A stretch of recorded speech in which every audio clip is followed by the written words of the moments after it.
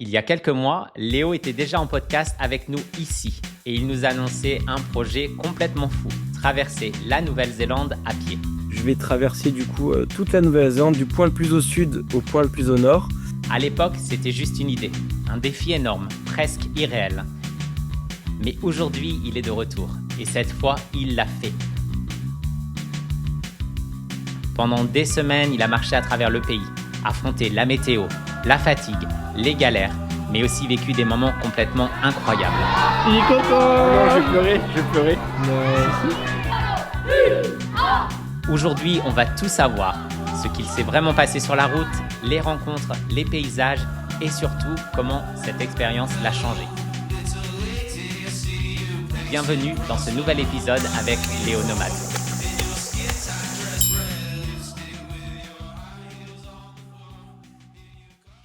Bonjour Léo. Bonjour à vous, merci pour l'accueil encore et ravi d'être là une nouvelle fois. Ça fait super plaisir parce que c'est la première fois, comme je te disais, hors caméra, qu'on fait un deuxième épisode. C'est vrai que tu nous avais tellement bien teasé cette aventure la dernière fois que tu allais faire en Nouvelle-Zélande, donc traverser les 2 îles à pied, qu'on avait envie de savoir ce qui s'était passé pendant ces 2 mois. Et c'est pour ça qu'on t'a aujourd'hui avec nous pour pouvoir discuter de cette aventure incroyable en tout cas. Et en tout cas, très hâte de tout vous raconter un peu les coulisses de ce qui s'est passé, les moments de galère et on va faire un beau et bon podcast. Alors nous, on te connaît un peu parce qu'on a fait justement un premier podcast, mais est-ce que tu veux te présenter pour ceux qui ne te connaissent pas? Alors moi c'est Léo, aujourd'hui j'ai 24 ans du coup, je suis aventurier, alors plus aventurier qu'explorateur et j'ai tout quitté pour faire mon rêve, devenir un futur aventurier de référence et parcourir le monde, essayer de survivre, de rencontrer les gens et aussi de sensibiliser les gens à la pollution de la planète. Et donc voilà, un aventurier engagé de 24 ans, si on peut résumer. Je trouve que ça résume très bien qui tu es. On va partir avant le départ pour voir un peu ce qui s'est passé. Et moi, la première chose qui me vient à l'esprit, c'est dans quel état d'esprit étais-tu juste avant ton départ, justement? Alors juste avant le départ, alors oui, comme tu disais, j'ai traversé voilà toute la Nouvelle-Zélande du point le plus au nord au point le plus au sud avec mon ami Louis Boyer qui filmait voilà derrière la caméra pour créer un documentaire. Et juste avant le départ, j'étais très stressé avec Louis aussi parce qu'une semaine avant le départ, le problème c'est qu'on n'avait toujours pas de caméra. Il y a eu un problème avec un petit couac avec un des sponsors et donc une semaine avant le départ, pas de caméra. Rien du tout, donc pour filmer un documentaire sans caméra, c'est un peu compliqué. On a réussi à se débrouiller, on a réussi à tout coordonner et on est parti avec plein de doutes, plein de choses qu'on ne savait pas. Mais on avait quand même une certitude, c'est qu'à la fin on allait aller au bout. La question c'était comment est-ce qu'on allait y arriver? Et finalement, après maintes et maintes péripéties, on a enfin réussi, mais au début, ouais, compliqué parce qu'on se lance dans un projet qui sort un peu de la norme. Voilà, c'est pas un voyage, on part pas en vacances dans des hôtels ou au bord de la piscine. Là, on part voilà, sans rien, avec 2 sacs à dos, une caméra et avec des projets en tête. C'est des choses où on imagine, en fait, on imagine plein de choses, mais il n'y a rien qui se passe comme prévu. Et c'est surtout ce stress de gérer, ok, tu connais quasiment rien, mais il faut quand même y aller. Mais voilà, un peu stressé, mais sinon j'avais très très hâte. Et pour rebondir sur ce que tu viens de dire, est-ce que jusqu'au dernier moment, tu t'es dit non, non, mais on annule tout, le projet est trop gros, on n'y va pas? Voilà, je pense que même si j'avais voulu, il y avait trop de trucs engagés déjà. Donc je pense que si je voulais tout arrêter d'un coup, j'aurais eu plus de problèmes que si j'y allais. Que ce soit économiquement ou même par rapport à plein de choses. Mais non, non, ça m'a jamais traversé l'esprit. Moi, j'avais qu'une envie, c'était d'arriver au bout déjà, avant même d'avoir pensé à cette idée. Donc j'avais qu'une envie, c'est d'y aller. T'es un garçon déterminé, tu vas au bout des choses. Ouais, voilà, des fois un peu trop têtu, mais je sais pas, c'est à son défaut comme sa qualité. Et comment, alors moi, la première chose qui me vient à l'esprit aussi, c'est comment tu t'es préparé, parce que c'est quand même, enfin, on parle pas d'aller faire une marche en forêt, c'est plusieurs mois de marche et de nage, etc. Donc comment tu t'es préparé et mentalement et physiquement, et je pense que rien ne prépare à une telle aventure, mais est-ce qu'il y a une préparation en amont? Alors, physiquement, bah, j'ai toujours été un sportif, donc on va dire que au niveau de la prépa physique, j'ai pas fait des choses très spécifique. Alors j'avais mon coach sportif Étienne qui m'a fait un petit programme aux petits oignons. Et donc j'ai mangé pas mal de fentes avec des poids, voilà, pour habituer les jambes habituer les jambes à porter beaucoup de kilos, les cuisses, et aussi à prévenir des blessures parce que j'ai un passif de rugbyman. Donc forcément les blessures, j'en ai quand même pas mal au niveau des chevilles, que ce soit entorse, même une cheville pétée. Et donc je compense avec les hanches. Enfin, bref, plein de choses un peu compliquées. Mais au niveau de la prépa physique, non, je me suis quand même appliqué. Mais la plus grosse prépa, c'est dans la tête parce que faut s'habituer. En fait, t'arrives un moment où t'es tellement déjà prêt dans la tête que quand t'es chez toi avec un lit, avec à manger, etc., tu te sens pas vraiment bien en fait. Tu t'es déjà prêt mentalement à pas beaucoup manger, à pas bien dormir. Et donc quand t'es encore dans le confort alors que t'es déjà prêt dans la tête, c'est un moment un peu particulier.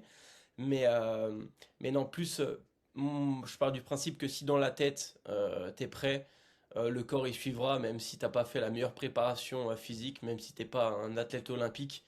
Mais si t'es déterminé dans ta tête, si t'es prêt à souffrir, à tout faire pour réussir, pour moi, y a aucune issue autre que réussir. Donc non, plus prépa mentale, ouais.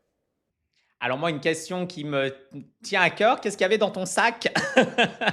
Qu'est-ce que tu as emmené avec toi? Rien, j'ai pas pris de sac. Non, non, le, le fou. Non, non, non, dans mon sac, j'avais quand même pas mal de choses. Alors, les caméras, drones, etc., c'est pas moi qui portais, c'est plutôt Louis Boyer, qui m'accompagnait du coup pendant toute l'aventure. Moi, dans mon sac, j'avais plus les affaires pour survivre, donc que ce soit couteau, corde, j'avais un hamac, j'avais aussi mon matelas pour dormir au sol. Au début, j'avais pas de sac de couchage et ensuite j'ai pris mon sac de couchage parce qu'en Nouvelle-Zélande, finalement, il fait froid.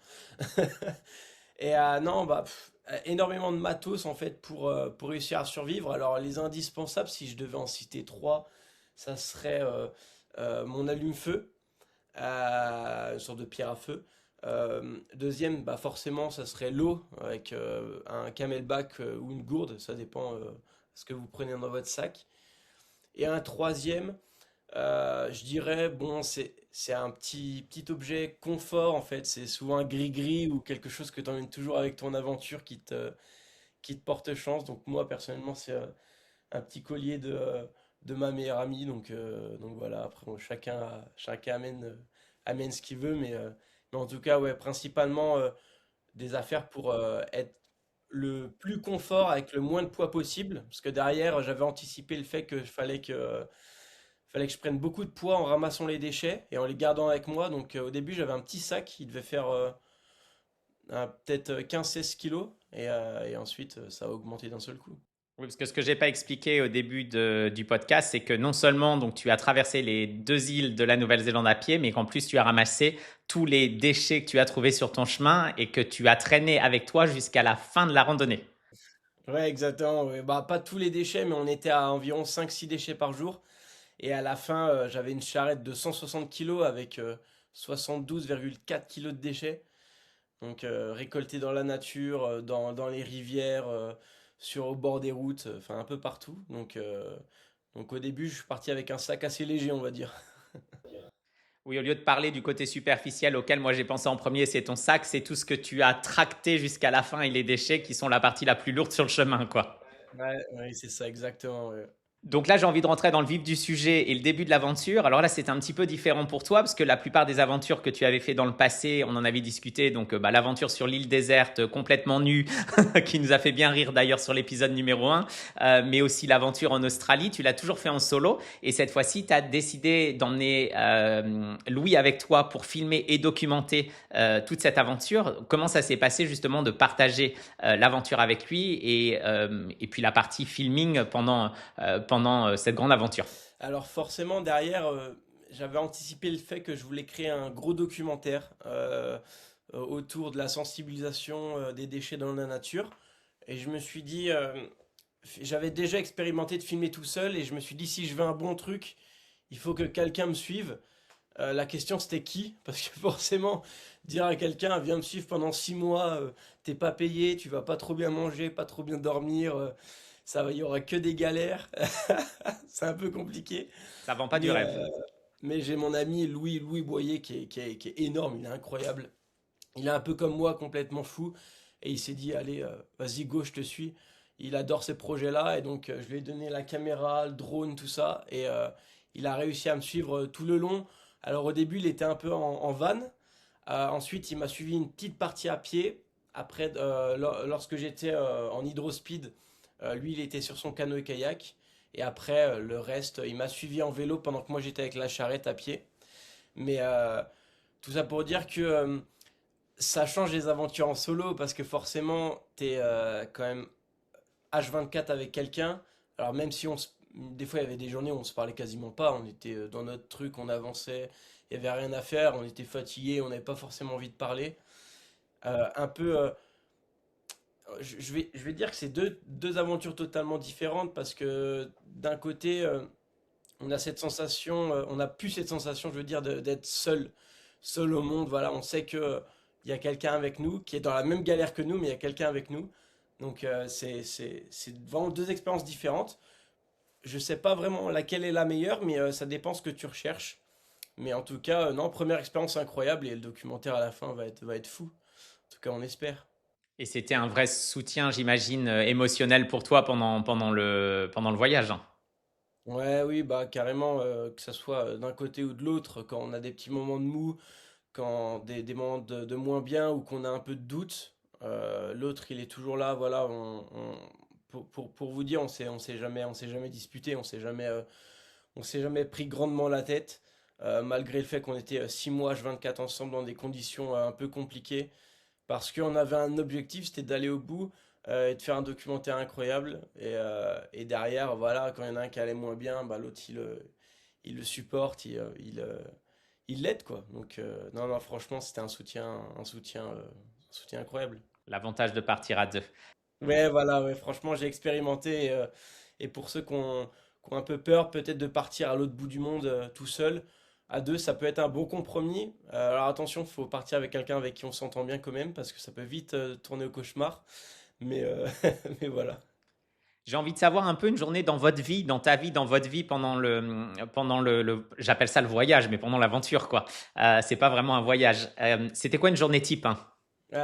Et bah justement, il n'y a pas de journée type. Il n'y avait pas de journée type. C'est le principe, bah, c'est le principe d'une aventure, d'une expédition. C'est-à-dire qu'on se réveille le matin, on a un itinéraire à suivre. Voilà, imaginons qu'on passe dans une forêt. Bah, à tout moment dans cette forêt, il y a un petit chemin à suivre et du coup, bah, on va 2 fois plus vite. Et, euh, et donc, on peut se permettre de prendre des petites pauses, aller prendre de l'eau ou se reposer un peu. Et à tout moment, dans cette forêt, bah, il n'y a pas eu tout de chemin et on est obligé de la traverser. Et là, ça devient plus compliqué. On fait moins de pauses, c'est une journée plus longue. Mais bon, si je devais un peu résumer une journée type, ce serait un réveil. Alors, je suis pas très matinal, moi, hein, et j'ai besoin de reposer énormément mon corps. Je suis un gros dormeur de base, donc là, il faut que je dorme. Mais on va dire que c'était réveil autour de 7h30, 8h. Départ, on est prêt assez rapidement à 8h30. Et ensuite, c'est de la marche, tout le long de la marche jusqu'à aux alentours de 17h30, 18h. Parce que forcément, vers la fin, ça approchait de l'hiver, donc la nuit, elle tombait extrêmement tôt. Et avec la grosse charrette, bah, la nuit, un peu compliqué de se déplacer sur des portions de route. Et ensuite, bah, chercher un abri un peu pour dormir. Et puis dormir. Donc, donc voilà, rien de plus simple finalement. Et c'était quoi la moyenne de kilomètres journaliers? À moyenne, on était à une moyenne de 30 km par jour. Donc voilà, 30 km par jour. Alors, ce qui était dur dans cette aventure, en fait, c'est le fait de faire 30 km par jour. Mais tu sais que le jour d'après va forcément être plus dur que le jour d'avant, puisque tu vas avoir plus de charges à porter. Même que ce soit un ou deux déchets de plus, des fois mentalement, voilà, de se réveiller le matin et de se dire que la veille c'était horrible et que là aujourd'hui ça va peut-être être pire. Mais c'est ça aussi qui fait tenir, ça galvanise. Tu te dis, je vais quand même réussir même si c'est dur. C'était ça le plus dur physiquement? Ah, physiquement, ouais, quand même porter cette grosse charrette. En plus, la Nouvelle-Zélande c'est quand même connu pour être assez vallonné.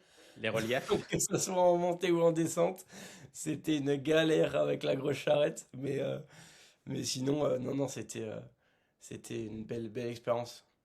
La charrette, justement, j'ai une question parce que, alors c'est marrant, on a fait un podcast avec quelqu'un qui va traverser le désert de Simpson avec une charrette et il nous a parlé beaucoup de la conception qui était hyper importante pour pouvoir faire tous ces kilomètres. On n'en avait pas parlé au premier podcast, je ne sais pas si ça faisait partie des plans ou pas, ou si c'est quelque chose qui s'est rajouté après. Donc est-ce que justement ça faisait partie des plans? Est-ce qu'elle s'est rajoutée pendant le voyage parce que tu t'es rendu compte que les déchets devenaient de plus en plus imposants?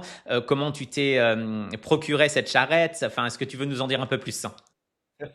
Voilà, l'histoire, elle est drôle en plus. L'histoire, elle est drôle parce que euh, c'est le jour de la pire journée, je pense, de l'aventure, en tout cas de mon côté. Voilà, il y a un moment, en fait, j'avais une brouette pour transporter les déchets. Donc, je viens de trimballer ma petite brouette comme ça. Et en fait, on avait traversé une énorme portion de route sableuse où il y avait rien du tout, un peu un désert australien. C'était la Rainbow Road, vraiment très très joli pour ceux qui veulent y aller. Et à la sortie de ça, et bah, première portion sur une route goudronnée.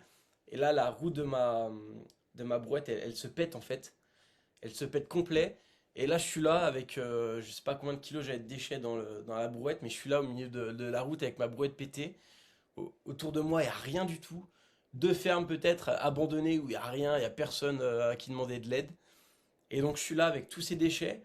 Et je me dis, mais je peux pas y mettre sur mon dos, c'est impossible. Comment est-ce que je vais faire?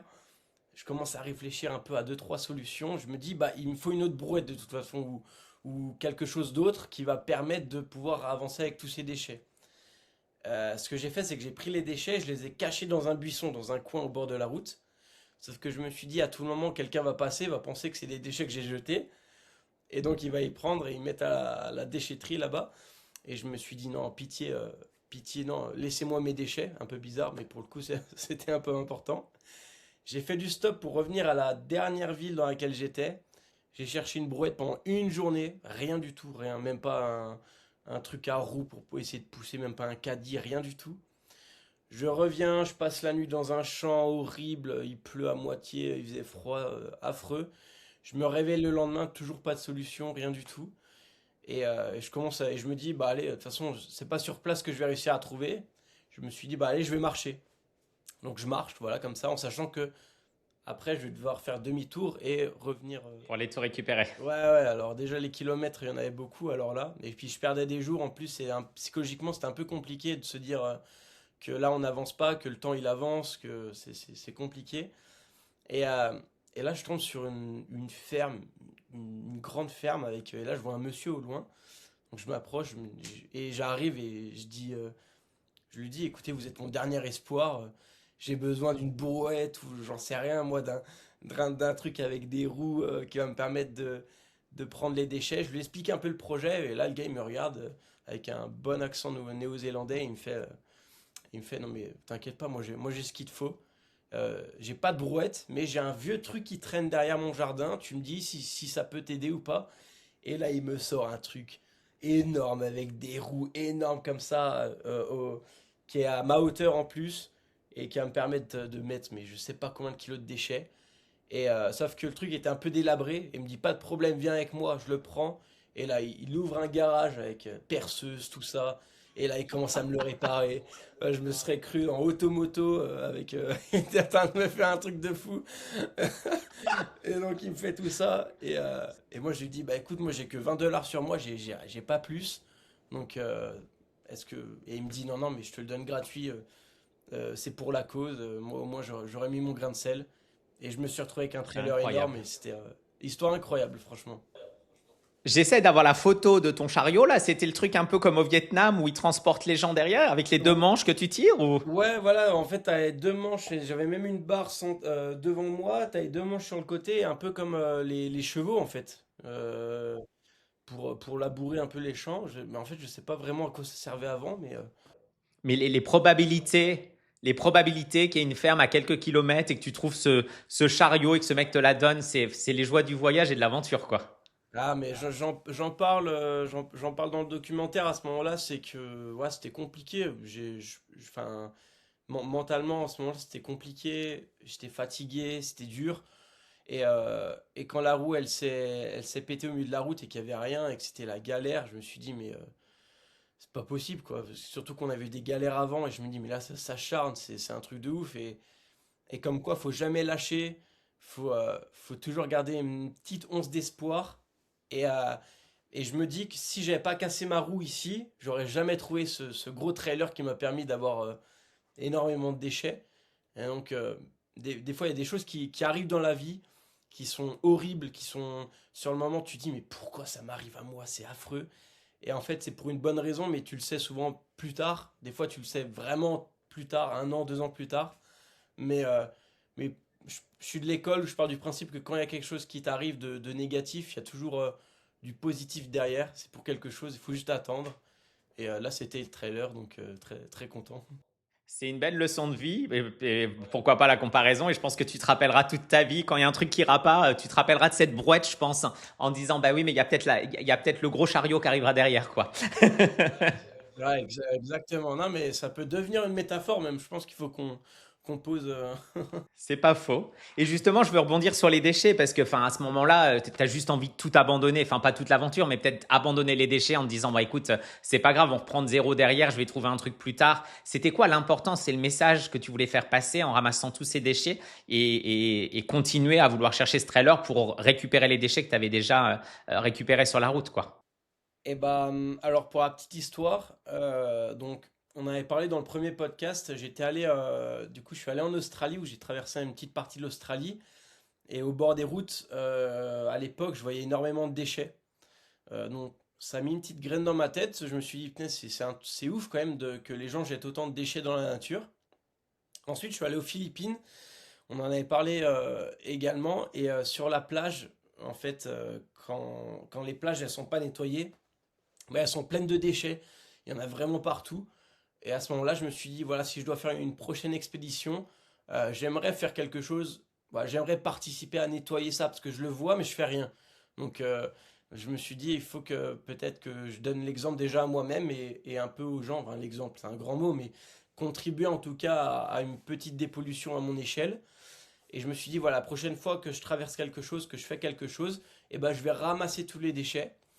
Après, s'ensuit un processus où on a un peu réfléchi à, à comment sensibiliser à la pollution dans le documentaire et on s'est dit, voilà, faut que ça apporte un message et le message qu'on veut faire apporter, c'est en fait le poids des déchets qu'on laisse derrière nous. Ça va être un poids à porter plus tard et, et ça devient contraignant pour tout le monde. Et même si on essaie de fermer les yeux un peu dessus, il y a forcément un moment où ça va nous tomber dessus, où ça va nous faire avancer moins vite. Et là, bah, typiquement, c'est ça, c'est devenu un gros handicap en fait, les déchets, parce que voilà, quand je casse ma brouette, et bah, réflexion, bah voilà, faut que je les transporte encore si je veux avancer. Et donc, ça me ralentit, ça me fait du poids, c'est chiant. Et voilà, c'est le message qu'on voulait faire passer autour de ça. Et autour du fait que les gens sont pas obligés de ramasser des brouettes de déchets, mais par jour peuvent ramasser dans la rue au moins 3 déchets. Et si tout le monde fait ça, et bah déjà, ça sera un peu mieux. On aura fait un pas, on aura un peu avancé. On vivrait sur une planète beaucoup plus propre et bien meilleure. Je suis tout à fait d'accord avec toi. Et la métaphore que tu viens d'expliquer est très belle en tout cas. En parlant du quotidien pendant l'aventure, comment tu t'organisais par rapport au repas, par rapport au sommeil, par rapport à l'hygiène? C'est toutes les choses qui me passent par la tête quand tu vis comme ça au milieu de nulle part. C'était comment le quotidien de ce côté-là? Bah, le quotidien, alors, il faut forcément, quand on parle d'aventure d'expédition, moi j'avais en tête les aventures de Mike Horn en Amazonie, où il est là, il chasse pour manger, il fait du feu, voilà, vraiment la vraie aventure comme on se l'imagine dans une jungle. Et je m'étais un peu imaginé ça en partant en Nouvelle-Zélande. Je me suis dit, voilà, il faut que je chasse, que je fasse du feu, ça va être compliqué. Et en fait, ça s'avère que de plus en plus dans le monde, eh ben, la population, elle est partout, la vie humaine, elle est partout. Et forcément que si tu te retrouves le point le plus perdu en Nouvelle-Zélande, il y a forcément une petite ferme ou une petite maison ou quelqu'un qui va dire «Eh, comment ça va?» Et donc, ce qui s'est passé, c'est que ça a été un mixte en fait entre aventure en solo, donc essayer de pêcher, essayer de manger des fruits qu'on trouvait sur les arbres, Et de l'autre côté, les gens qui s'arrêtent en voiture, qui sortent avec une énorme pastèque et qui te la donnent sans te dire bonjour et qui repartent dans la voiture. Euh, et voilà, c'était un mix comme ça, donc on a mangé un peu, enfin j'ai mangé un peu ce que je trouvais, que ce soit dans les maisons abandonnées, des vieilles canettes food, moi j'ai plus le mot en français, c'est boîtes de conserve. Des boîtes de conserve, voilà, que ce soit des beans ou des spaghettis dans des vieilles maisons abandonnées en Nouvelle-Zélande, il y en avait plein de ça, ou des gens qui nous donnaient gentiment, ou par nous-mêmes avec la pêche, ou même les fruits, parce qu'il y a énormément de fruits de pommes là-bas, un peu partout en Nouvelle-Zélande. Donc voilà, c'était un mix au niveau de la nourriture, au niveau du logement. Le logement, je sais pas si on peut appeler ça un logement, mais bah, alors soit c'était par terre, voilà, même le sol, que ce soit euh, ou alors couvert. On essaie de trouver voilà un peu des endroits abandonnés où il y a énormément de fermes là-bas. Donc on cherchait des endroits un peu couverts de la pluie parce que malheureusement cette année-là en Nouvelle-Zélande il pleuvait énormément. Voilà, une nuit, j'ai dormi dans une pelleteuse, dans le bras de la pelleteuse, pour me couvrir du- de la pluie. Et, euh, et sinon, quelques fois, alors quand on était en ville, parce qu'on s'est fait, voilà, on s'est fait un peu disputer par les policiers locaux, parce que forcément en ville, dormir dans les parcs ou dormir comme ça, c'est pas très autorisé, surtout là-bas en Nouvelle-Zélande. Et comme nous, bah, voilà, le but c'est pas dépenser zéro du porte-monnaie, en tout cas de mon côté. On pouvait pas se payer un petit camping pour dormir. Et donc là, à ce moment-là, eh ben, on toquait chez les gens. Et ça nous permettait aussi de rencontrer les Néo-Zélandais, de raconter un peu notre histoire et de voir aussi leur point de vue sur tout ça, sur la pollution, sur le monde. Et voilà, essayer d'ouvrir un peu son esprit sur ça. Et donc, Et les gens ouvraient les portes. ouais, les gens ouvraient les portes, oui. Bah, les gens étaient touchés quand même par le projet, par les déchets et la pollution. C'est quelque chose qui touche beaucoup les Néo-Zélandais parce que c'est dans leur culture depuis tout petit. Voilà, on a eu la chance de visiter plusieurs écoles là-bas et on sent que les petits sont très sensibilisés euh, à la pollution, au tri des déchets, à prendre soin de la nature. Voilà, chez eux, les arbres, voilà, ils respirent, les rivières, elles vivent, et donc pour eux, c'est quand même dans leur culture de prendre soin de ça. Bon, maintenant, on va aborder une partie que tu as déjà un peu abordée, mais c'est un peu les galères de cette aventure. Il y en a eu plusieurs. Donc, tu viens de nous parler celle de la brouette, par exemple. Est-ce que justement, ça, c'était la plus grosse galère du voyage ou il y a eu encore pire? Enfin, il y a eu que des galères en fait, hein, quand on y repense, que ce soit positif ou négatif. Mais euh, je dirais que oui, la galère de la brouette, c'était quand même la partie la plus compliquée, en tout cas sur l'aspect mental. Sur l'aspect physique, on va dire que la partie la plus galère, c'était la Wanganui River. Donc c'est une énorme rivière qui découle un peu dans l'île du Nord, sur plus de 250. J'étais là-bas il y a 15 jours. Et ben voilà, 250 km je crois, ou quelque chose comme ça.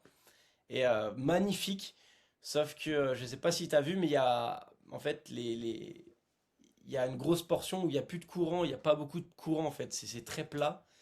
Et donc forcément j'avais mon hydrospeed qui est fait pour les rivières à courant. Et donc là ça se retrouve des journées à palmer pendant 12 heures, à être couché sur son hydrospeed pendant 12 heures.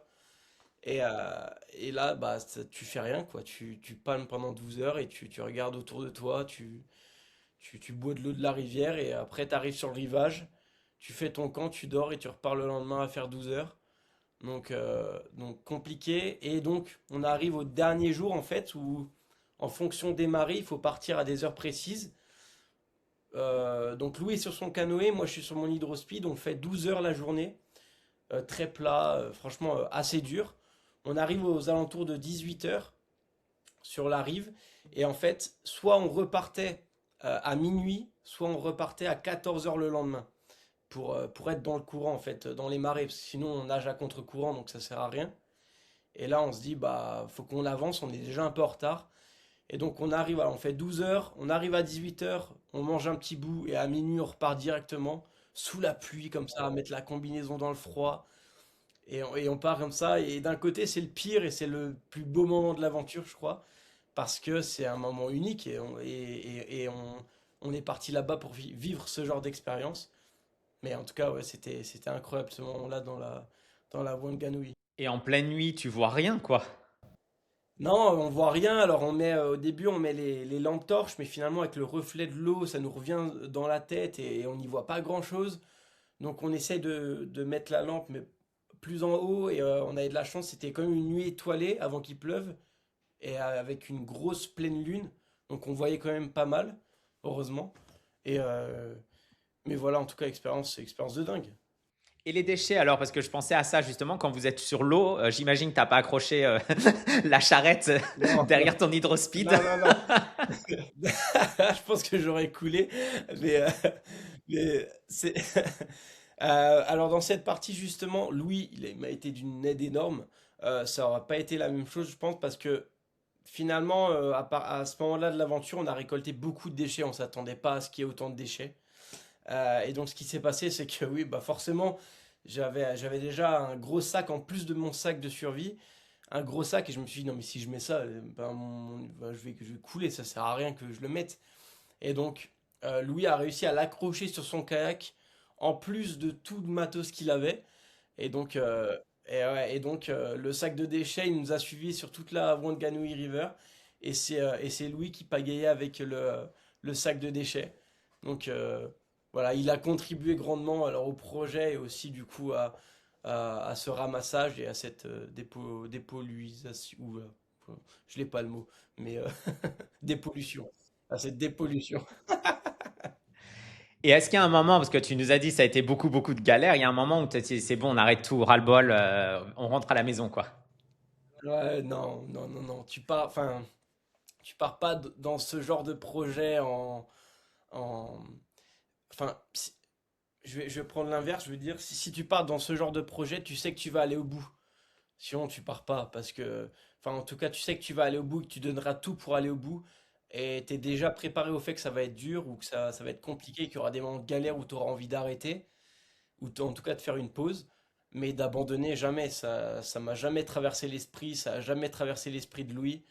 Et je pense que c'est ce qui fait notre force et ce qui fait que on trouvait des solutions à chaque fois, à chaque galère, à chaque chose qui se passait pas comme on l'imaginait. Mais abandonner, non, c'était pas dans notre sang là. C'est bien. Et c'est pour ça que tu pars pour l'aventure aussi, c'est pour aller jusqu'au bout, comme tu viens de le dire, quoi. Ouais, c'est ça, ouais, ouais, exactement. Est-ce qu'il y a des erreurs que tu aurais pu éviter? Et si tu refaisais cette aventure aujourd'hui, justement, il y a des choses que tu ferais autrement? Je pense je pourrais même pas tous les citer. Mais non, si je devais refaire, je referais exactement la même chose. Après des erreurs de débutant, j'en ai fait énormément, surtout au début, où, euh, où j'étais là avec mon sac. Je suis quelqu'un qui est pas très organisé, donc mon sac à dos, voilà, des fois je faisais tomber des choses. J'étais obligé de faire demi-tour pour ramasser. Il y a une fois où je pars en hydrospeed, donc pour traverser un harbour enfin, un fleuve qui se jette dans l'océan entre deux rives. Et juste avant, eh ben, je vois Louis. On regarde un peu ce qu'il a filmé. On s'organise un peu de l'autre côté parce que lui, du coup, il était en van et devait faire le tour, sauf que ça prenait un peu de temps. Enfin bref. On parle. Moment où je dois y aller. Où la marée est avec moi, en fait, c'est une marée descendante. Euh, à ce moment-là, je pars comme ça. Et là, je suis en plein milieu du harbour, donc dans les vagues comme ça. Et là, je me dis, là, j'ai soif.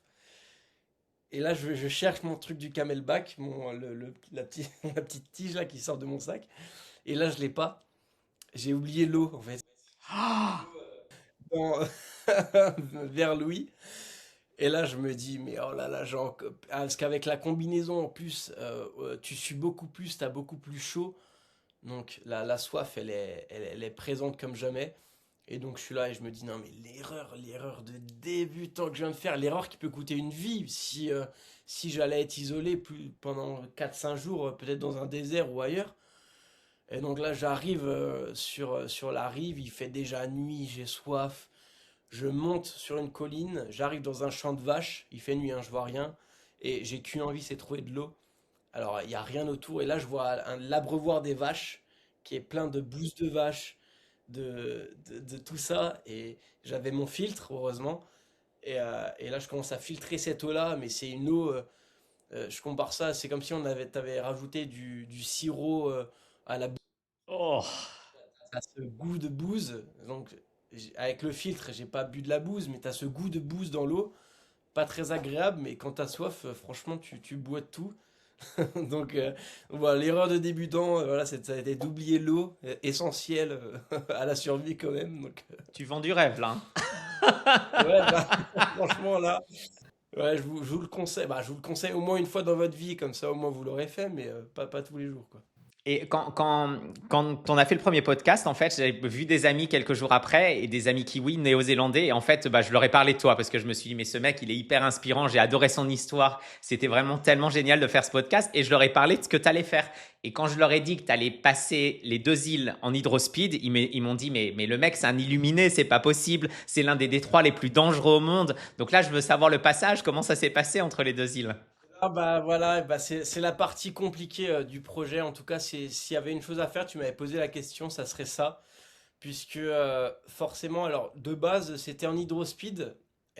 Ensuite, on s'est renseigné et en fait, on a su que les passages comme ça à la nage, il y en avait peut-être deux, trois par an où la météo était bonne, où le courant était bon, où le trafic maritime était bon. Euh, et à ce moment-là, on s'est dit, ok, donc compliqué, hydrospeed, on va peut-être laisser de côté, on va partir sur du kayak. Donc kayak est quand même, voilà, quand on parlait de ça aux gens, les gens étaient, vous êtes complètement fous, etc. Mais nous, en tout cas, on était parti sur l'idée du kayak. Alors forcément, un Harbour comme ça, avec énormément, le détroit de Cook avec énormément de trafic, il faut en tout cas un GPS ou quelque chose qui te permette déjà de communiquer avec les ports, de communiquer avec les autres bateaux qui arrivent, les paquebots, les choses comme ça qui ne peuvent pas vraiment ralentir. Donc il nous fallait un autre bateau, un bateau qui me suive en fait, ou voilà, de sécurisation on va dire. Alors il y en existe là-bas, mais ça coûtait peut-être 5 000 € je crois, ou peut-être 6 000 €, donc beaucoup trop cher. Ce qui s'est passé, c'est que Louis, il a cherché pendant des semaines, il a traîné dans les ports à Wellington en bas. Avant de traverser, il a traîné dans les ports, parlé avec des pêcheurs, parlé avec des gens. Et finalement, on a trouvé un bateau qui, 3 semaines avant le départ du détroit de Cook, nous lâche, nous dit qu'en fait, non, ils sont pas très chauds, ils sont pas là. Donc là, ça met déjà un coup au moral parce qu'on s'entraîne, on est là, on était prêt psychologiquement à le faire, donc on repart à la recherche, on en trouve un autre où le bateau, voilà, parce qu'il manquait une pièce sur son bateau, bah, il nous annonce ça 4 jours, enfin non, une semaine avant, je crois, il nous annonce ça. Donc forcément, il annule. Donc on est là, on se retrouve avec rien encore une fois. La fenêtre météo, elle commence à se réduire aussi. On trouve un troisième bateau. Et là, on se dit, ah, c'est bon, là c'est le troisième. Donc normalement, ça va le faire. Ouais, 3 jours avant, pareil, il annule. On ne sait pas vraiment pourquoi. Et on avait, du coup, là, on s'est dit, bah, le kayak, c'est mort, quoi. C'est pas possible. Et on s'est dit, on avait une dernière solution pour le faire sans moteur, à la voile, en fait. Avec quelqu'un qui passait à la voile. On avait déjà communiqué avec lui, sauf que, pareil, il avait du gros retard en voilier. Et il n'était pas là avant 3 semaines. Et donc là, on s'est dit, par rapport à la fenêtre météo, au fait que bah, nous, on n'avait pas beaucoup d'argent sur place à Wellington pour essayer de manger, essayer de, voilà, de se loger, parce que forcément, là, on était dans une ville et c'était un peu la pause de l'aventure, entre guillemets. On s'est dit, bah tant pis, on va prendre le ferry voilà, pour les 20 kilomètres qui nous séparent de l'île du Nord à l'île du Sud. Et c'est comme ça, et voilà, si ça s'est passé comme ça, c'est que c'est pour une bonne raison. Pour l'instant, je suis encore un peu dégoûté, lui aussi, mais ça fait partie de l'aventure. Voilà, peut-être qu'on s'est pris trop tard, peut-être qu'on a mal fait les choses, mais en tout cas, on s'est donné à fond et c'est comme ça. Comme tu l'expliquais tout à l'heure, tu vois, il y a des choses qui arrivent dans la vie pas enfin pour la bonne raison. Et je pense que là, vraiment, quand je le disais aux locaux, ils me disaient, mais c'est pas possible, il est cinglé. Enfin, c'est hyper dangereux. C'est l'un des détroits les plus dangereux au monde. Donc le fait que tu l'aies pas fait, c'était peut-être aussi, tu vois, pour ton bien-être et t'as pu finir ton voyage jusqu'à la fin, ton aventure jusqu'à la fin. Il aurait pu se passer quelque chose sur ce détroit. Donc bon, écoute, je pense que c'est peut-être une petite déception pour toi, mais bon, t'as quand même été jusqu'au bout de l'aventure, quoi. Ouais, voilà, bon, on essaie de faire passer la pilule autrement, donc ce qui s'est passé sur le moment, c'est qu'on était dégoûtés tous les deux et puis on s'est dit, on était tellement concentrés pendant 3 4 semaines sur ce détroit de Cook qu'on s'est dit qu'on en a peut-être même oublié de ramasser les déchets. Et c'est à ce moment-là où on a eu l'idée, ok, bah, et bah le but maintenant c'est de ramasser un maximum de déchets. Et s'il faut que je me trimballe une brouette pendant, pendant 2 mois après, et bah je le ferai. Et ça, on va dire que ça nous a donné encore plus d'énergie pour ramasser un maximum de déchets et se faire mal autrement en fait. Comme quoi, il y a une belle conclusion à cette mini défaite à la fin de la journée, quoi. On a parlé des galères, maintenant parlons des belles choses, parce qu'il n'y a pas eu que des galères pendant cette aventure. Est-ce que tu veux nous parler, alors là, la rencontre justement du fermier pour la charrette, mais quelle a été, si on doit dire, la plus belle rencontre pendant cette aventure? Euh, ouais, il y en a eu tellement en fait. Il y en a eu tellement. Euh, je vais peut-être en citer deux. Alors, non, il y en a tellement en fait. Peut-être trois ou quatre. Bon, on verra. Mais, euh, mais en tout cas, bon, on va revenir à Wellington, là, juste avant le détroit de Cook. Nous, on est sans logement, sans nourriture, sans rien. Et il faut qu'on attende 3 semaines ici à Wellington, parce que le temps d'attendre le bateau avant qu'il annule. Et donc là, on est hébergé chez une famille française qui nous a envoyé un message, Cécile et Sylvain, incroyable, qui nous logeaient dans une sorte de bus aménagé. Et donc pendant 3 semaines, au moins on avait un lit où dormir, où on pouvait un peu se préparer pour le détroit de Cook physiquement. Donc voilà, et leurs enfants, donc 4 personnes enfin, totalement fous, qui nous ont aidés comme jamais. Et je leur fais des gros bisous. Euh, et sinon, en termes de rencontres, alors, c'est plus une expérience qu'une rencontre, mais on a fait 2 interventions scolaires avec Louis dans des écoles néo-zélandaises. Et la dernière, peut-être 3 jours avant de finir, on arrive dans une école, c'était pas du tout prévu. On arrive dans l'école et voilà, on explique un peu ce qu'on fait, donc les enfants ils sont à fond. Et là, il y a un enfant commence à se lever, tout le monde commence à se lever, alors là on est là avec lui, on se regarde, et là il commence à nous faire un haka, mais un vrai de vrai comme les All Blacks au rugby. Et là on est là devant tous ces enfants qui sont en train de nous faire un haka, et on se dit mais c'est fou quoi, les larmes aux yeux, enfin c'est à 3 jours de finir, on se rend compte un peu de ce qu'on a fait et ce que les gens nous donnent en fait en retour. J'ai des frissons, rien de temps de parler, parce que je sais à quel point c'est fort et c'est genre un remerciement de tout ce voyage, quoi. Ouais, ouais, remerciements. Et puis, c'est dans le Raka, ils appellent la terre, les dieux de la terre, tout ça. Et donc non, c'est vraiment. Enfin, c'est indescriptible. Dans le documentaire, c'est indescriptible. Et tu m'as dit 3 ou 4 rencontres, donc il en manque encore au moins une là. Ah oui, alors, oui, oui. Alors, alors. On l'appelle la Mama, en tout cas, avec Louis. C'est dans l'île du Nord, en fait, on a rencontré. Ah non, mais non, non, je sais qui je vais citer, pardon. Les frères Williams. Le lendemain du jour de l'an où j'étais perdu dans la forêt, voilà, pendant 2 jours, j'étais perdu dans une forêt, j'ai fêté le jour de l'an tout seul dans la forêt. Le lendemain, j'ai faim, c'était franchement horrible. Et je croise 3 frères néo-zélandais avec à torse nu, avec les tatouages un peu typiques, qui sont là, qui me disent: mais qu'est-ce que tu fais? Pourquoi tu sors de la forêt? Tu pues, qu'est-ce que tu fais là? Allez, vas-y, suis-nous. Donc moi je les suis, et là ils m'offrent des œufs, du bacon. Louis ensuite en van qui me rejoint ici. Et on a passé une soirée incroyable avec eux. Ils nous ont appris plein de choses, ils nous ont accueillis à bras ouverts comme si on était des membres de leur famille. Et putain, c'est vraiment très très touchant. Et les Néo-Zélandais, de façon de manière générale, ils sont accueillants, ils sont les bras ouverts. C'est des gens énormes.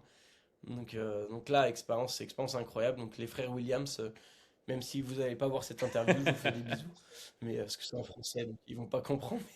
Ça redonne un peu confiance en l'être humain, tout ce que tu racontes quand même, j'ai envie de dire, parce que c'est vrai que des fois on perd un peu, on perd un peu confiance en l'être humain quand tu vois tout ce qui se passe sur cette planète et t'entends des histoires comme la tienne et vraiment cette famille qui t'a accueilli de Français pendant 3 semaines aux bras grands ouverts et ces gens qui t'ont accueilli pour t'inviter à manger, c'est quand même hyper inspirant d'entendre ça, quoi. Bah oui, tu le dis, ça redonne confiance aux gens, ça a espoir aux gens. C'est, tu te rends compte en fait quand tu sors, quand tu es dans la galère, il y a toujours des gens pour t'aider. Alors il y a tout, hein, il y a des gens qui t'ouvriront jamais leurs portes, mais de manière générale, les gens sont. De toute façon, l'humain, on n'est pas fait pour être seul. L'humain, on est fait pour être avec des gens, pour être en société. Et donc, je pars du principe que la plupart des gens, quand tu dois tendre une main, ils la tendront. Donc, non, non, non, ça redonne foi. En tout cas, ce voyage-là m'a redonné foi en l'être humain, même si je l'ai toujours eu. Mais ça a fait que confirmer ce que je pensais. On parle de l'humain, mais on va parler rapidement aussi des paysages parce que tu as quand même traversé l'un des pays les plus cotés en ce moment, l'un des endroits les plus beaux au monde, avec des paysages à couper le souffle, hein. Donc, est-ce que tu veux nous parler de quelques endroits qui t'ont complètement ébahi pendant ce voyage? Ah oui, oui, non, mais il y en avait. Franchement, la Nouvelle-Zélande, c'était incroyable niveau paysage. Euh, bah, j'ai parlé de la Rainbow Road très, très vite fait tout à l'heure, où j'étais avec ma brouette. Et en fait, c'est une portion de 130 kilomètres, je crois. Euh, et en fait, je me serais cru dans un désert du Far West. On a vu enfin, on a vu peut-être deux voitures pendant 4 jours, pendant 4 5 jours. On a vu, enfin, c'est des routes sableuses qui n'en finissent pas avec des paysages à ciel ouvert incroyables. On a aussi la Wanganui River, je reviens dessus, mais le fait que tu es au milieu de la rivière comme ça, entouré de falaises énormes et de végétation un peu tropicale, pareil, tu te croirais dans un film. Euh, mais aussi des moments un peu plus simples, des paysages un peu plus simples, mais juste le fait de voir des paysages vallonnés sur des kilomètres et des kilomètres avec des fermes, des vaches, des moutons, des milliers de moutons à perdre enfin, le compte qui marchent sur les routes. C'est simple, mais quand tu vis ça, c'est quand même incroyable. Et c'est des choses qu'on ne peut pas retrouver en France. En tout cas, j'ai pas pu comparer vraiment. Mais les paysages, non, ils sont complètement fous. Moi, je pense que tu peux confirmer. Ouais, ouais, puis toi, tu l'as vu d'un œil que personne, enfin pas personne d'autre, mais peu de personnes le voient parce que tu l'as vu directement de la rivière. Bon, il y a peu de gens qui le font comme ça, ou tu l'as vu en marchant à travers des forêts et des champs. Bon, bah nous, voilà, on organise les road trips et tu sors un peu des sentiers battus, mais pas autant que toi, tu as pu sortir. Donc toi, tu l'as vu vraiment d'un œil complètement différent. Donc c'est hyper intéressant d'entendre ton point de vue, en tout cas, sur cette beauté.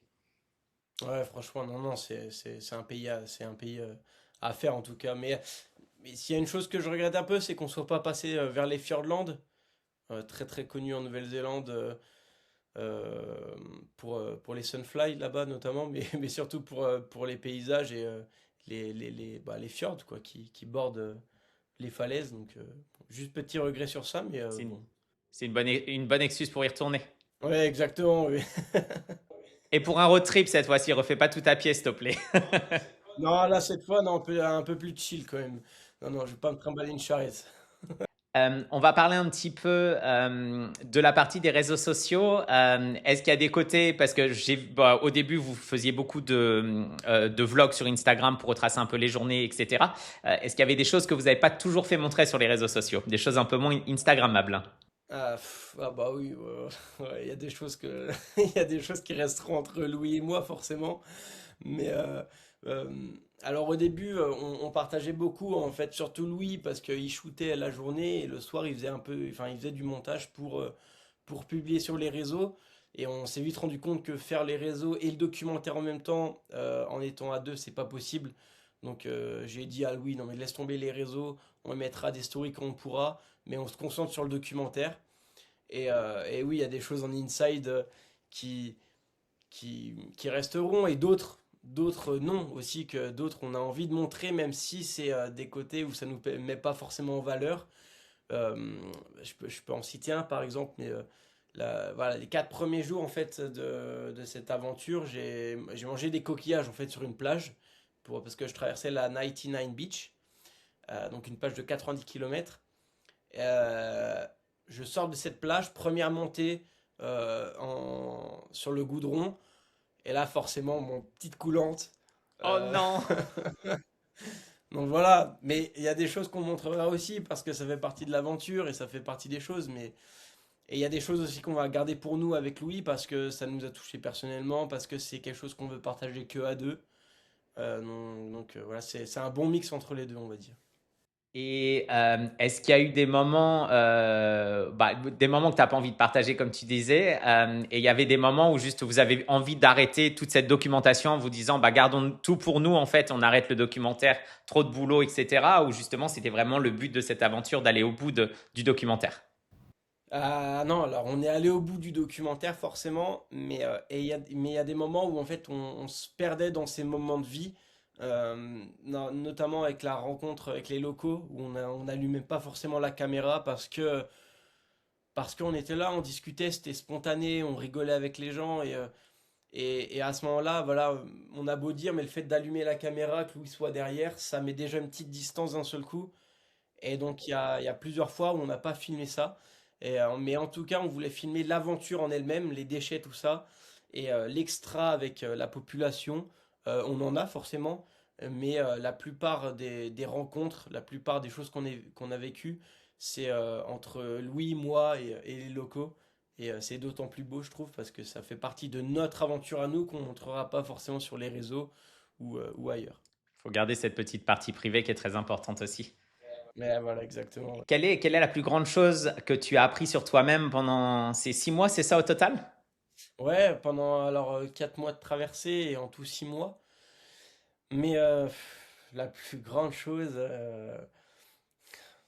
je vais dire que c'est plus une leçon. Alors la leçon de vie, quand il se passe quelque chose de négatif, c'est forcément pour du positif. Ça, je l'avais déjà un peu en tête.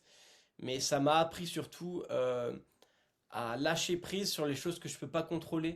Que ça soit surtout notamment au niveau des marées. Des marées, des eaux. Voilà, c'est une heure précise et t'as beau vouloir y aller, si t'as contre-courant, et bah faut attendre. Faut lâcher prise sur le fait que tu peux pas contrôler ça. Faut lâcher prise sur le fait qu'on peut pas contrôler voilà, les gens qui annulent les bateaux pour le détroit de Cook. Faut apprendre à lâcher prise que quand on casse la brouette au milieu de rien, et bah y a rien. Et c'est comme ça et il faut trouver une solution. Faut lâcher prise sur plein de choses. Et ça m'a appris le fait que je peux pas tout contrôler en fait, même si j'ai l'envie. C'est voilà, des fois, faut savoir lâcher prise sur des choses. Et tu te rends compte qu'en lâchant prise, des fois, c'est même plus facile. Tu prends plus de plaisir et t'es 10 fois plus heureux. Ça m'a pris 30 ans à apprendre. Donc toi, avec tes 24 ans, avoir appris cela c'est prise, félicitations. Franchement, ces 6 mois ont été bien utilisés en tout cas. Oui, bah après c'est le début. Je pense que tout ça on apprend tout au long de sa vie, mais en tout cas ça met des petites briques sur le fait de voilà bah dans la vie des fois faut lâcher prise pour se sentir mieux, pour réussir à aller mieux et réussir à concrétiser aussi des choses. Bon, maintenant, j'ai envie de parler du retour pour cette dernière partie du podcast. On pourrait parler de cette aventure pendant 3 heures. Il y a tellement de choses à dire et enfin, j'arrive même pas à imaginer tout ce que. Allez voir le documentaire. Ouais, bah ouais. Il sera prêt quand d'ailleurs ce documentaire, le temps qu'on en parle? Ah bah non, il sortira au courant octobre normalement, courant octobre-novembre. Donc On te voit sur Netflix alors. oh, j'aimerais bien, mais non, peut-être pas au début, peut-être après, on verra, on croise les doigts pour d'autres aventures. De toute façon, on mettra tous les détails dans la description. Comme ça, les auditeurs pourront te retrouver. J'ai hâte de justement voir le documentaire pour le voir en image parce que je pense que ça va être encore plus impactant de le voir en image et de voir ce que vous avez vécu, quoi. Alors, le retour à la réalité, parce que là, vous vivez au milieu de nulle part la plupart du temps, vous dormez dans des conditions spartiates, il n'y a pas toujours la douche la plupart des jours, il n'y a pas toujours à manger. Donc, c'est quoi ce retour à la réalité? On se rend compte quand même que la vie, elle est quand même facile, entre guillemets, hein. Je veux dire, quand tu vas chez toi, que tu allumes le robinet, t'es pas obligé de filtrer l'eau, tu sais que l'eau que tu vas boire, elle est bonne. Tu sais que quand tu as besoin de te faire à manger, bah, dans le frigo, tu as à manger, que tu allumes les plaques de gaz, que c'est déjà chaud, que tu fais bouillir de l'eau en 3 minutes. Voilà, c'est plein de petites choses comme ça qui te font réaliser à quel point la vie qu'on a quand même ici en France, ou que ce soit quand on a une bonne situation n'importe où dans le monde, elle est quand même relativement facile. Euh, Ça permet aussi donc de relativiser aussi sur des choses, sur des problèmes qu'on a et qui sont forcément, enfin, quand on prend du recul, pas forcément des gros problèmes et des choses sur lesquelles justement faut lâcher prise. Mais Non, ce qui fait le plus de bien, on va dire, c'est dormir la nuit sans être réveillé par sa propre odeur. Parce que, parce que y a, voilà, quand tu portes deux caleçons pendant un mois, forcément, ça commence à sentir pas très bon. Quand le sac de couchage, en fait, tu dors dedans, forcément, mais ça, on va dire que ça fermente, en fait, toute la nuit. Et donc, dès que tu bouges, voilà, ça fait un amas d'air qui revient dans la tête. Et ouais, et là, tu sens ton odeur, mais la vraie odeur, quoi, que t'as sur toi. Mais non, sinon le plus dur, en tout cas de mon côté, c'est la population. En fait, il y a une semaine, en fait, je suis allé dans un festival pendant 2 jours. Et c'est vrai que dès qu'il y a du monde, dès qu'il y a beaucoup de bruit, c'est des environnements que j'aime de moins en moins, on va dire. Et j'aime de plus en plus le calme et être entouré de peu de personnes, mais de bonnes personnes. T'aimes te faire du mal quand même parce que tu viens de passer 4 mois au milieu de nulle part avec très peu de gens autour de toi et à peine rentré, tu te mets dans une foule de gens dans des festivals, quoi. Les opposés. Ouais, oui, oui, mais c'est ça. Peut-être que l'écart était un peu trop gros dès le début, donc c'est peut-être pour ça. Parce qu'on se rend pas compte, 4 mois dans la nature à marcher, à être dans tes pensées quasiment toute la journée, j'imagine, etc. Et à vivre des aventures pareilles, et là te retrouver au milieu de. Ça doit être un choc complet, quoi. Ah bah avec Louis, ça nous a fait un choc, mais d'un côté, je vais pas faire les gris non plus, hein. Ça fait du bien de retrouver sa famille, de retrouver ses amis, de retrouver les gens, d'aller au bar, de regarder, bah, pour ma part, les matchs de rugby à la télé. Voilà, c'est quand même du confort, hein, d'être là, on va dire que. Mais c'est vrai que l'aventure, elle manque vite. C'est un manque, ça devient une drogue après, parce que quand tu passes 5 mois à faire quelque chose comme ça, quand tu retrouves du confort, et bah des fois tu as trop de confort et tu as juste envie de te prendre ta tente et d'aller dehors et de se ressouffrir un peu en fait. D'ailleurs, tu repars quand? Ah bah je repars quand là, petite saison au Club Med en tant qu'animateur, donc ça va me changer. Nourriture à volonté, tout ça. Mais, euh, mais après, le but, c'est j'ai un très très gros projet qui nécessite que je retourne en Australie et que je me réentraîne à survivre en Australie, et cette fois dans des forêts, dans des jungles, dans des déserts.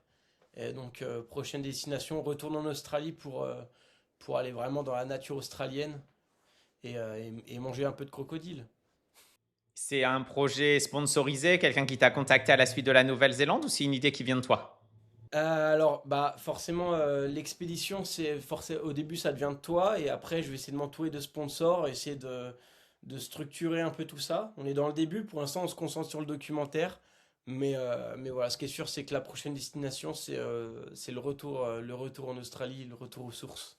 Et j'aurai peut-être la chance de te rencontrer à ce moment-là, enfin, en vrai et pas derrière un écran. Ah bah oui, oui, ça serait énorme. Moi, avec plaisir, on pourrait même faire un podcast en live cette fois. Avec Épisode numéro 3. 3. Bon, j'espère que j'aurai des choses à raconter, parce que sinon. Tu as toujours des choses à raconter. Avant de finir le podcast, moi j'ai quelques questions juste en un mot rapidement pour le mot de la fin.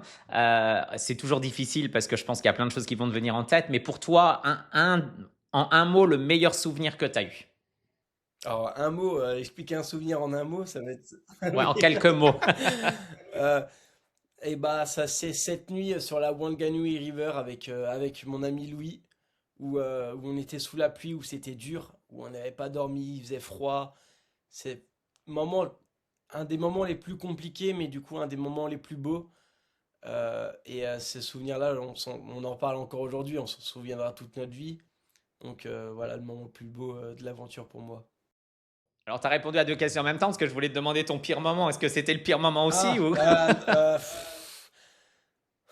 dans le pire moment, il y a pas vraiment eu de pire moment. Même la brouette, finalement, ça a amené à un bon moment. Mais on va dire que le pire moment, ou en tout cas le moment le plus long, c'est vers la fin, quand il y a cette grosse charrette à pousser, que tu arrives vers la fin, ton corps, il sait que tu arrives, donc ton corps commence à tomber un peu malade, tu commences à avoir mal plus que tu ne devrais à des endroits.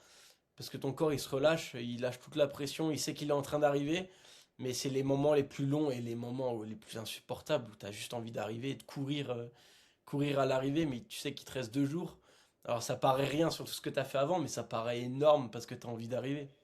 Ouais, et puis un peu un lâche de focus, c'est la fin. C'est là où il peut y avoir justement des accidents et des problèmes sur la fin parce que justement, tu sais que tu arrives et un manque d'attention sur les choses, quoi. Ouais, tu l'as dit. Est-ce que tu recommanderais cette aventure à qui que ce soit?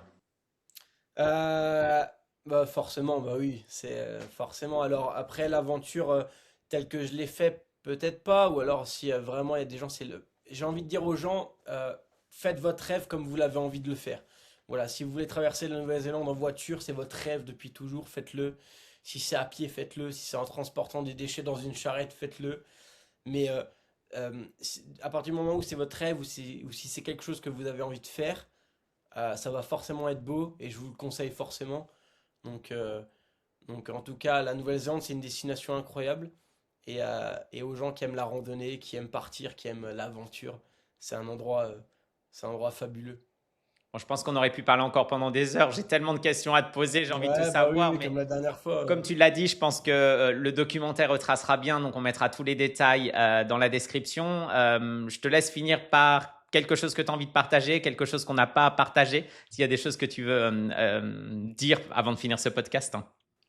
Oui, bah, j'ai envie de dire aux gens, alors c'est un peu solennel pareil, mais moi, il y a plus d'un an, voilà, j'étais vraiment pas bien, j'étais un peu, pas au fond du trou, mais je me posais un peu des questions sur ma vie, sur tout ça.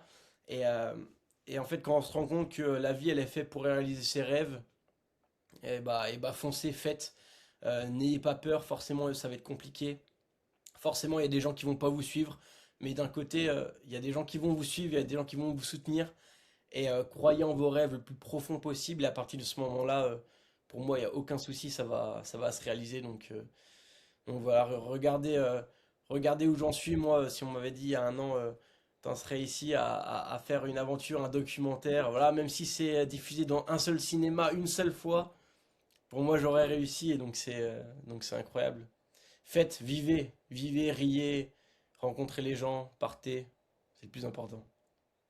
Bon, comme j'ai dit la dernière fois, hein, tu es une vraie inspiration. T'écouter, c'est toujours, ça passe déjà super vite et c'est génial d'entendre tout ce que tu vis et ta joie de vivre en fait. Et ben voilà, ça, j'espère que ça inspirera d'autres personnes à faire la même chose. Et comme tu l'as dit, que ça soit de le faire à pied avec des déchets ou à vélo ou en voiture ou en road trip ou peu importe, vivre ses rêves et vivre heureux. Et je pense que c'est un peu ce qu'il faut en sortir de ce podcast en tout cas. Ouais, exactement, ouais. Tu as très bien résumé. Eh ben, merci infiniment Léo de t'être joint à nous pour cet épisode numéro 2. J'espère que ça plaira tout autant que le numéro un. Et puis bah, peut-être au plaisir de reparler d'un épisode numéro 3 quand tu auras vécu ton expérience australienne et peut-être en personne. Eh bah oui, avec plaisir, on se programme ça pour dans 6 mois. Et même si je suis pas très bon en organisation, j'essaie de garder ça en tête. C'était un plaisir en tout cas, merci pour l'accueil, merci pour tout. Et incroyable, un plaisir comme toujours. Merci beaucoup Léo, à bientôt. Ciao, ciao, ciao, ciao.